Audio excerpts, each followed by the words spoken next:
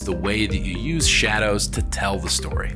I think early on, there's always, you tend to overlight things because you either want to be really clever or, you're worried that something is going to be too dark. As you get more experience, you're not as worried about the technical side of capturing the image. Like, is it bright enough? Is it dark enough? Because you have tools that you use that help you out. But also, I think if you have, some monitors that you trust, you can get a feel, build your own kind of look, and you can kind of feel like you achieve the look while you're there. So, you don't worry too much as long as you know that it's going to have a good post-processing.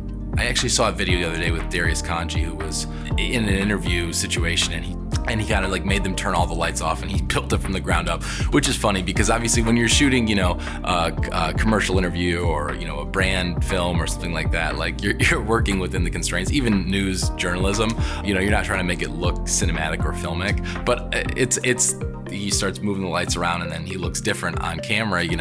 I think that's where it's actually easier to start from less, and then as you build the image, think about where you kind of want the light to intentionally be, and using the negative side really more for your lighting. If you take a look at some of the great movies and you look at those references and samples, you'll see that they're leaning into the shadow side. Now obviously with film, things tend to get a little bit darker, so that's just a necessary byproduct, but you can definitely achieve it with digital too if you sort of think through it, and sometimes you need to shine a little bit of light, but generally if you can shape it and make it have some more dimension, that's ideal.